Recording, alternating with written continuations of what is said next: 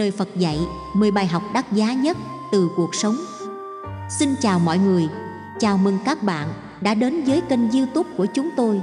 Hôm nay chúng ta sẽ cùng nhau khám phá một chủ đề sâu sắc về sức mạnh từ những lời nói. Những câu nói không chỉ có thể truyền cảm hứng và động lực mà còn có khả năng thay đổi cuộc sống của chúng ta. Nào hãy bắt đầu ngay thôi.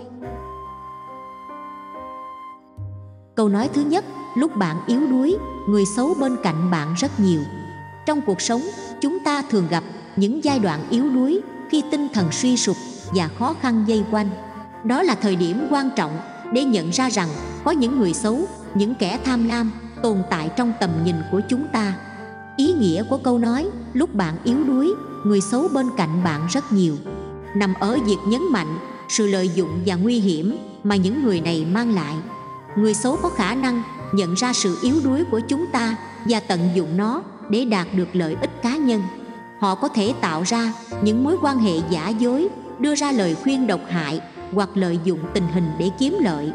Trong những thời điểm khó khăn, chúng ta thường cảm thấy cô đơn và mong muốn có sự hỗ trợ, và điều này khiến chúng ta dễ dàng trở thành mục tiêu của những kẻ xấu.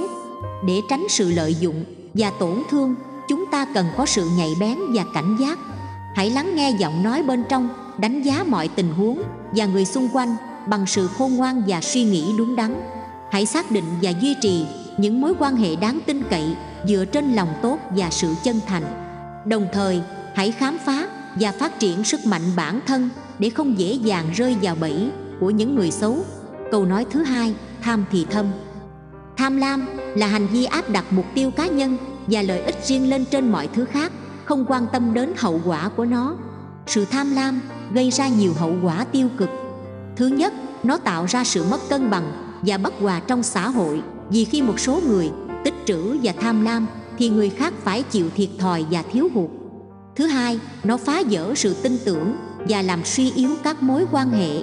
Người tham lam thường sẵn lòng phản bội và lợi dụng người khác để đạt được lợi ích cá nhân.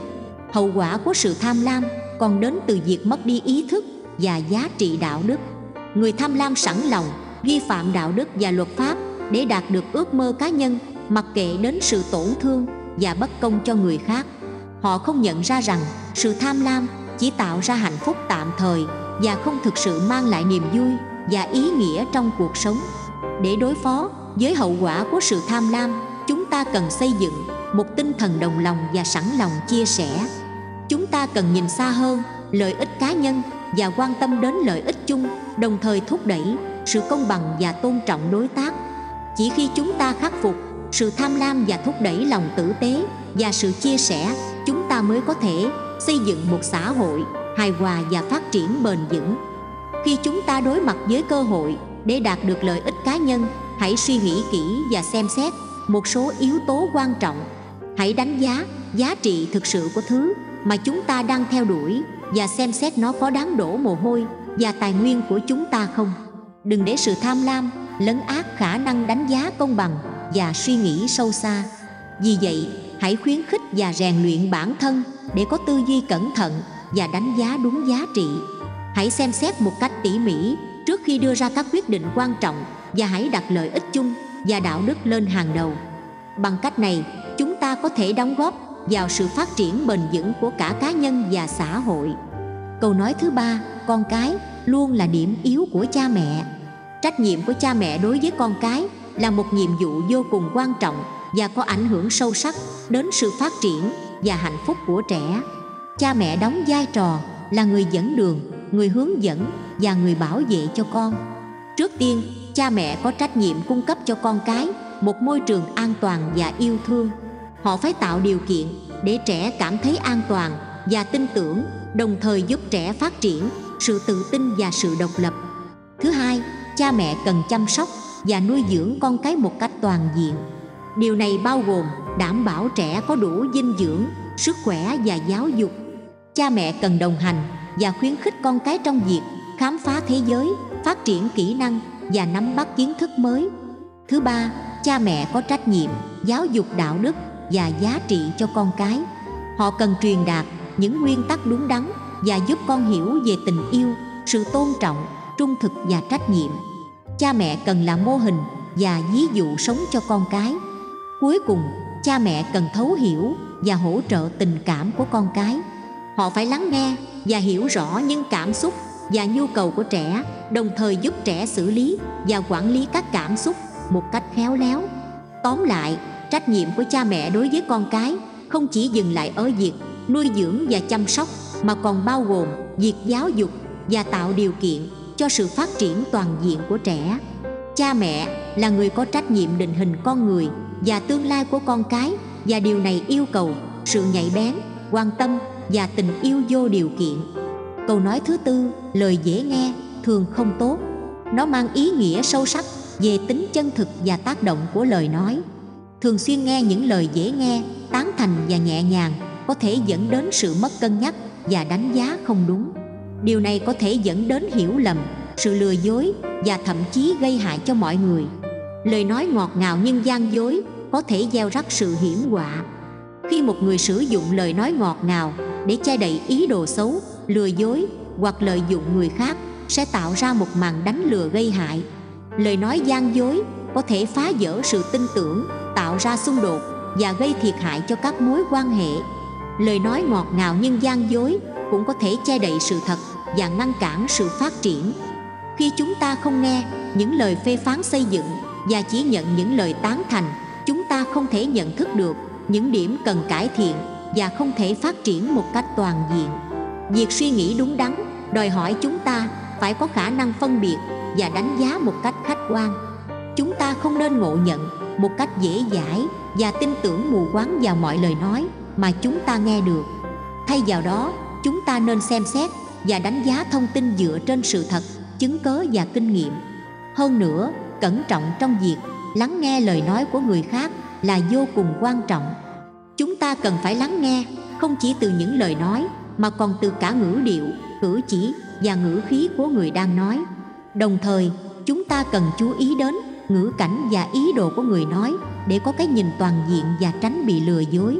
Do đó, câu nói lời dễ nghe thường không tốt nhắc nhở chúng ta phải trau dồi khả năng phân biệt, lắng nghe một cách cẩn thận và đánh giá các lời nói dựa trên sự thật và chân thành. Chỉ khi ta đối mặt với sự thật, dám chấp nhận ý kiến trái chiều và trân trọng sự chân thành, chúng ta mới có thể xây dựng một cộng đồng dựa trên sự chân thực và tôn trọng lẫn nhau. Câu nói thứ 5, đừng để tâm trạng tồi tệ ảnh hưởng đến người thân. Tâm trạng của chúng ta có tác động mạnh mẽ đến môi trường xung quanh, và câu nói đừng để tâm trạng tồi tệ ảnh hưởng đến người thân nhấn mạnh tầm quan trọng của tâm trạng tích cực. Tâm trạng tích cực không chỉ tạo nên sự hạnh phúc và sự thoải mái cho chúng ta, mà còn lan tỏa đến người thân và môi trường xung quanh. Khi chúng ta cảm thấy tồi tệ và không đủ tinh thần, nó có thể ảnh hưởng đến người thân xung quanh chúng ta. Sự tiêu cực và căng thẳng có thể lan truyền như một làn sóng, gây áp lực và ảnh hưởng đến tinh thần của những người xung quanh. Đó là lý do tại sao chúng ta cần học cách quản lý và nâng cao tâm trạng của mình. Để xây dựng một môi trường tích cực, chúng ta cần lắng nghe và đồng cảm với người thân. Khi chúng ta thể hiện sự quan tâm, đồng cảm và sẵn lòng lắng nghe, giúp chúng ta xây dựng một môi trường mở, thoải mái và khích lệ. Bằng cách chia sẻ niềm vui, sự đồng cảm và sự khích lệ, chúng ta có thể tạo ra một không gian tích cực cho người thân yêu, giúp họ vượt qua khó khăn và tìm thấy sự hỗ trợ trong cuộc sống. Vì vậy, hãy quan tâm và chăm sóc tâm trạng của chính mình, và cũng đồng thời đồng cảm và lắng nghe người thân xung quanh. Chúng ta có thể cùng nhau xây dựng một môi trường tích cực và hỗ trợ lẫn nhau trên hành trình cuộc sống. Câu nói thứ 6, quá khứ là không thể quay lại được. Nó mang ý nghĩa sâu sắc về việc chấp nhận và học từ quá khứ, cũng như khuyến khích không để lỗi lầm và hối tiếc trở thành gánh nặng. Thay vì lưu luyến và hối tiếc về quá khứ, chúng ta có thể tận dụng nó để tạo dựng tương lai tốt đẹp. Quá khứ đóng vai trò quan trọng trong việc hình thành con người chúng ta ngày hôm nay. Nó là một bài học quý giá và một nguồn kinh nghiệm quan trọng để chúng ta rút ra những bước hành động đúng đắn trong tương lai. Thay vì lùi bước và hoài nghi vì quá khứ, chúng ta có thể học từ nó, phát triển bản thân và tạo dựng một tương lai tốt đẹp. Hơn nữa, lỗi lầm và hối tiếc không nên trở thành gánh nặng cho chúng ta. Chúng ta không thể thay đổi quá khứ, nhưng chúng ta có quyền kiểm soát cách chúng ta phản ứng và hành động hiện tại. Chúng ta có thể học từ lỗi lầm, trở nên mạnh mẽ hơn và không để những hối tiếc cản trở sự phát triển và hạnh phúc của chúng ta. Thay vào đó, hãy nhìn về phía trước, tập trung vào những cơ hội mới và tạo ra những thành công và hạnh phúc trong tương lai. Vì vậy, hãy trân trọng quá khứ nhưng không sống quá mức trong nó. Hãy học từ những sai lầm, chấp nhận và tha thứ cho chính mình, và không để lỗi lầm và hối tiếc trở thành gánh nặng. Hãy tập trung vào hiện tại và xây dựng một tương lai tốt đẹp dựa trên sự học hỏi và trưởng thành từ quá khứ. Câu nói thứ 7, đừng để bản thân thụt lùi hơn so với ban đầu. Nó mang ý nghĩa sâu sắc về việc đối mặt với thử thách và khám phá tiềm năng bản thân. Nó nhấn mạnh tầm quan trọng của việc không để cho sự khó khăn và trở ngại khiến chúng ta trở nên lùi bước, mà thay vào đó khuyến khích chúng ta tin tưởng vào khả năng vượt qua và trưởng thành. Cuộc sống đầy những thử thách và khó khăn, và đôi khi chúng có thể khiến chúng ta cảm thấy bị đánh bại và lùi lại. Tuy nhiên, quan trọng là không để cho những thử thách này kiểm soát cuộc sống của chúng ta. Thay vào đó, chúng ta cần đối mặt với chúng, học hỏi từ những trải nghiệm và tìm cách vượt qua.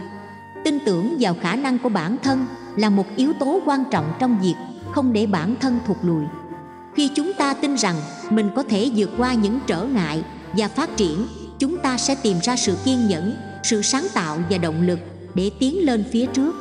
Bằng cách tin tưởng vào khả năng của mình, chúng ta sẽ khám phá và phát triển tiềm năng bản thân. Vì vậy, không để cho sự khó khăn và trở ngại khiến chúng ta lùi bước. Thay vào đó, hãy đối mặt với những thử thách, tin tưởng vào khả năng của mình và khám phá tiềm năng bản thân. Chúng ta có thể vượt qua mọi trở ngại và trưởng thành trong quá trình chinh phục mục tiêu và ước mơ của mình.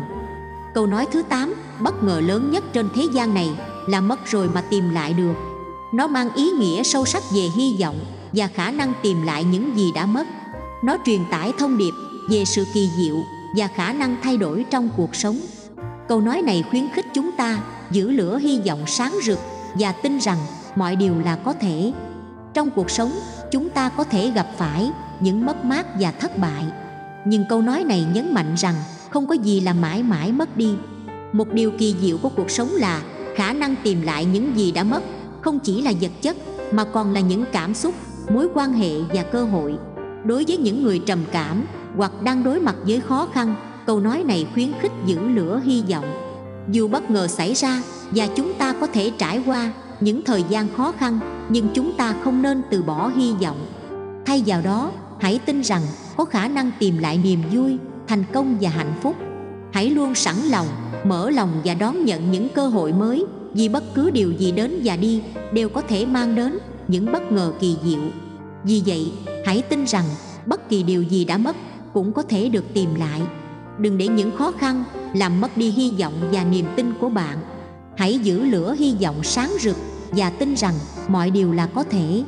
Cuộc sống luôn đầy bất ngờ và khả năng thay đổi, và chúng ta có thể tạo nên những kỳ tích và thay đổi tích cực trong cuộc sống của chúng ta. Câu nói thứ 9, cuộc sống là quá trình sinh ly, tử biệt. Nó nhấn mạnh về sự đa dạng và tạm thời của cuộc sống. Nó cho chúng ta thấy rằng cuộc sống là một quá trình không ngừng chuyển đổi, từ sự sinh ly cho đến sự tử biệt. Từ câu nói này, chúng ta có thể rút ra hai ý nghĩa quan trọng. Thứ nhất, cuộc sống là đa dạng và phong phú. Chúng ta trải qua nhiều giai đoạn, trải nghiệm nhiều sự thay đổi và đối mặt với nhiều thách thức. Điều này đặt ra cho chúng ta một thách thức và cơ hội để khám phá, học hỏi và phát triển. Cuộc sống là một hành trình đầy màu sắc, và chúng ta cần tận hưởng và trân trọng mỗi khoảnh khắc. Thứ hai, cuộc sống là tạm thời. Chúng ta không thể tránh khỏi sự mất mát và kết thúc. Điều này nhắc nhở chúng ta về sự quý giá và quan trọng của mỗi giây phút trong cuộc sống. Thay vì sống trong sự buồn rầu và hoài nghi, chúng ta nên khuyến khích nhau sống một cuộc sống có ý nghĩa. Đó là việc tận hưởng những niềm vui nhỏ, đặt mục tiêu và theo đuổi đam mê, xây dựng mối quan hệ ý nghĩa và làm những điều có giá trị. Vì vậy, chúng ta hãy trân trọng sự đa dạng và tạm thời của cuộc sống. Hãy sống một cuộc sống có ý nghĩa, đắm chìm trong những khoảnh khắc đáng nhớ và tạo ra ảnh hưởng tích cực cho bản thân và những người xung quanh. Hãy tận hưởng mỗi ngày và đặt mục tiêu để phát triển và thăng tiến trong quá trình sinh ly của cuộc sống này. Và cuối cùng là câu nói: mỗi người đều có giá trị và trách nhiệm riêng, dù là những người không tên tuổi. Nó chứa đựng một thông điệp quan trọng về giá trị và trách nhiệm của mỗi cá nhân. Từ câu nói này, chúng ta có thể rút ra hai ý nghĩa quan trọng. Thứ nhất, mỗi người đều có giá trị. Dù là những người không tên tuổi, chúng ta không nên đánh giá giá trị của bản thân dựa trên danh tiếng, địa vị hay thành tựu nổi bật. Mỗi người mang trong mình những phẩm chất và khả năng độc đáo, có thể đóng góp và ảnh hưởng tích cực đến thế giới xung quanh. Từ câu nói này, chúng ta được khuyến khích để tìm hiểu và trân trọng giá trị bản thân cũng như của những người xung quanh, bất kể danh vọng hay vị trí xã hội. Thứ hai, mỗi người có trách nhiệm riêng. Chúng ta đều có trách nhiệm đối với bản thân, gia đình, cộng đồng và thế giới. Mỗi hành động và lời nói của chúng ta có thể tạo ra tác động lớn hoặc nhỏ. Vì vậy, chúng ta được khuyến khích sống một cuộc sống có ý nghĩa, đóng góp vào xã hội và truyền cảm hứng cho người khác. Dù là những người không tên tuổi, chúng ta có thể làm những điều đáng giá và tạo nên sự khác biệt. Vì vậy, hãy trân trọng giá trị của bản thân và của mỗi người xung quanh. Hãy nhớ rằng mỗi người đều có trách nhiệm riêng và có thể tạo ra sự ảnh hưởng tích cực trong cuộc sống. Hãy sống một cuộc sống đáng giá và truyền cảm hứng cho người khác, vì những đóng góp nhỏ cũng có thể thay đổi thế giới. Cảm ơn các bạn đã theo dõi. Hãy like, share và đăng ký kênh để không bỏ lỡ những video tiếp theo trên kênh của chúng tôi. Chúc mọi người có một ngày thật ý nghĩa và tràn đầy năng lượng.